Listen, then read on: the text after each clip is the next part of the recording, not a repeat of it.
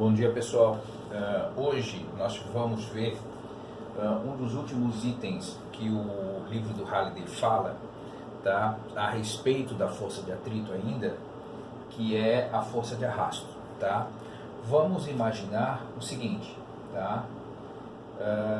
Aqui está uma pista, tá? Aqui está o meu carro. Esse carro está indo, por exemplo, para lá com uma certa velocidade, e essa velocidade pode ser variável, tá? E aqui dentro eu tenho uma pessoa. Essa pessoa, e talvez você em algum momento da vida já tenha feito, essa pessoa então começa a pôr a mão para fora da janela, certo? Então vamos tentar visualizar o seguinte: o ar ele vai viajar nesse sentido com uma velocidade que é oposta à velocidade do carro, tá? Mas aí a pessoa vai lá e coloca a mão dela assim, tá? Imagina você fazendo um joinha, tá? E a mão vai ficar espalmada contra o vento, ok? Bom, à medida com que a velocidade aumenta, tá? Você percebe que essa força passa a ser cada vez maior. A força que a resistência do ar vai fazer sobre a sua mão. Entretanto, se você, por exemplo, nas mesmas condições, na mesma velocidade, tá?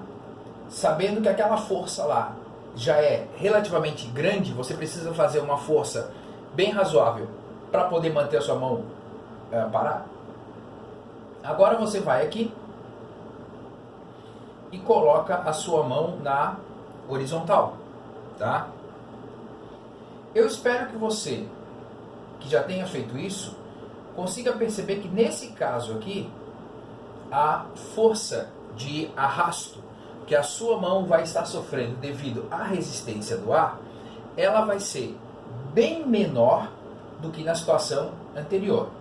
Por exemplo, tá? Eu separei aqui algumas imagens aqui, ó, de um túnel de vento, por exemplo. Então, quando você vai analisar o efeito do ar, da resistência do ar sobre um carro, por exemplo, um fastback, tá? Ele tem um comportamento. Agora, quando eu tenho uma carroceria hatchback, olha só como já mudou completamente esse movimento aqui, tá? Essa resistência do ar passando por sobre a carroceria. Bom, analisar essas situações não é algo simples, tá? Entretanto, o livro do Halliday, ele faz uma única análise. Vocês vão analisar, olhar isso com um pouco mais de cuidado, começando em Física 2, quando vocês forem ver a parte de fluidodinâmica, tá? E mais para frente ainda, vocês irão analisar isso daqui na questão do mecânica dos fluidos, ou fenômenos de transporte, tá? Então, nessa disciplina você vai olhar com um pouco mais de cuidado. Para você ter uma ideia, se você não tomar os devidos cuidados com tudo isso daqui, um efeito de cavitação atuando sobre uma turbina numa hidrelétrica, por exemplo, pode simplesmente acabar com ela, desde que você não esteja tomando alguns cuidados necessários no movimento da água sobre a turbina, tá certo? Bom, o Halliday, ele passa a estudar a força de arrasto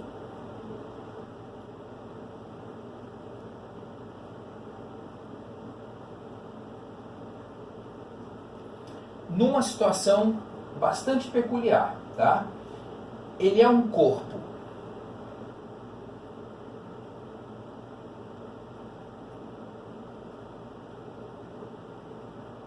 rombudo, tá? O que é um corpo rombudo? Ele é um corpo não pontiagudo, tá? E ele está usando isso, né, como fluido, o ar. Vamos lembrar que se fosse, por exemplo, a água, tá? Isso daqui já teria um outro comportamento. Então, por exemplo, quando eu penso num corpo rombudo, e depois a gente vai estudar isso, a gente está pensando, por exemplo, numa pessoa que está em queda livre no meio do ar. Então, o que acontece? A pessoa está sendo puxada para baixo a partir da força gravitacional, a força peso, né? E à medida com que ela vai descendo, vai ganhando velocidade, eu vou tendo uma força de arrasto. Tá? Então perceba que a interação da pessoa com o ar gera um corpo não pontiagudo. Porque, por exemplo, se você observa profissionais que vão se lançar aqui, profissionais de, como é que eu posso dizer, por exemplo, aquele sabiá que fica saltando com aquela roupa que parece um morcego, né? Então, naquele caso ali, ele já consegue, ele tenta minimizar essa situação de ser bastante largo aqui o contato, né? Ele tenta ser o mais aerodinâmico possível para conseguir atingir uma velocidade maior, tá? Bom, a equação do Halliday, ele te passa lá, deixa eu mudar a cor aqui para ficar melhor, antes deixa eu apagar lá, tá? O Halliday, ele chega à seguinte equação: D é igual a 1/2 de Czão vezes o ρ vezes o A vezes a velocidade ao quadrado, tá? Bom, então vamos analisar aqui passo a passo quem é quem. Então o C, ele é o coeficiente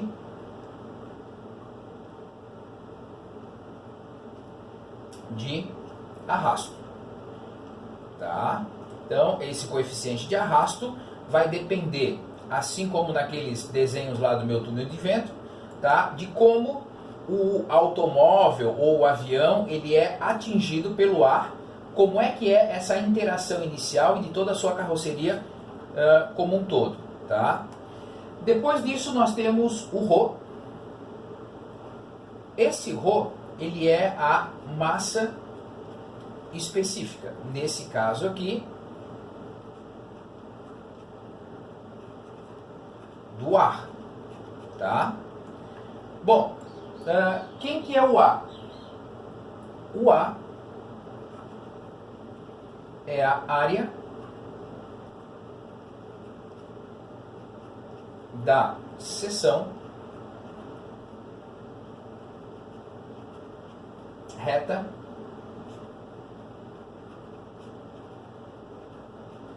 perpendicular,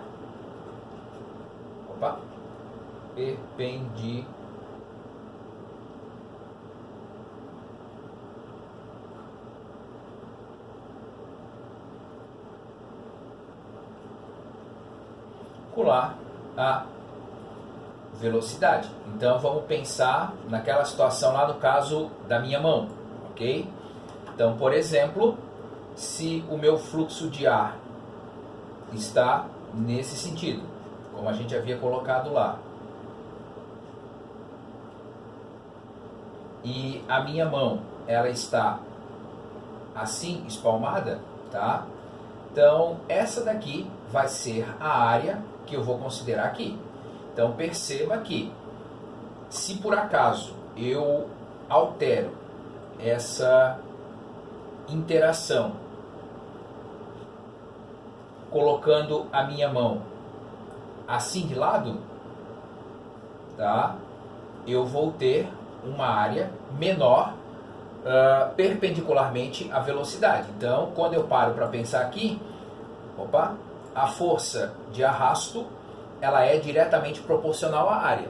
Então, quer dizer, quanto maior a área que estiver perpendicular ao movimento ali, à velocidade, né, maior vai ser essa minha força de arrasto, tá?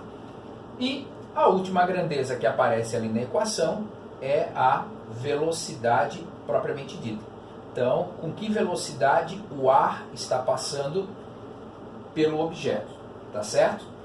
Bom, por que esse caso ele é interessante? Esse caso ele é interessante porque, por exemplo, vamos analisar uma pessoa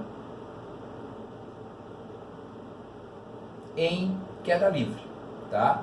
Então, quando a gente começa a analisar essa pessoa, nós temos atuando sobre a pessoa que faz com que ela caia a força gravitacional. O bom e velho M vezes G. Entretanto, à medida com que ela está numa situação real, interagindo com o ar, eu vou ter uma força de arrasto que vai aumentando, aumentando, aumentando, à medida com que a velocidade dele, tá, vai aumentando também durante o movimento de queda. Só que o que acontece? O que acontece é o seguinte: se a força gravitacional é maior do que a força de arrasto, eu continuo tendo um movimento acelerado. Entretanto, quando a força gravitacional atinge a força, o mesmo valor da força de arrasto, a partir dali eu vou ter um movimento retilíneo, não precisa ser, né? Tá? Eu vou ter um movimento uniforme. Ou seja, eu passo a ter uma velocidade constante, ok? Bom, e aí o que acontece? A partir do momento que eu passo a ter essa velocidade constante, o questionamento é: qual é essa velocidade? E essa velocidade, a gente chama ela de velocidade terminal. Bom, então vamos fazer aqui uma breve análise pensando na segunda lei de Newton. Chegamos a um ponto onde a minha força gravitacional é igual à força de arrasto. A força gravitacional, massa vezes gravidade, tá? A minha força de arrasto, 1/2 do coeficiente de arrasto vezes a massa específica do ar, vezes a área com que eu estou me deslocando, vezes a velocidade ao quadrado, tá certo? Bom, quando você quer resolver essa equação buscando saber quanto que vale essa velocidade terminal, tá? Você vai chegar que a velocidade terminal ela vai ser 2 vezes a massa vezes a gravidade, que é a força gravitacional, esse 2 passou para lá multiplicando, sobre o coeficiente de arrasto vezes a massa específica do ar vezes a área. Só que aqui eu tinha o quadrado, então eu tenho que tirar a raiz quadrada disso daqui. Tá certo? Então, dessa forma, nós conseguimos fechar todos os itens necessários para a força de atrito, ok? Então, por hoje era só isso, pessoal. Grande abraço, tchau, tchau.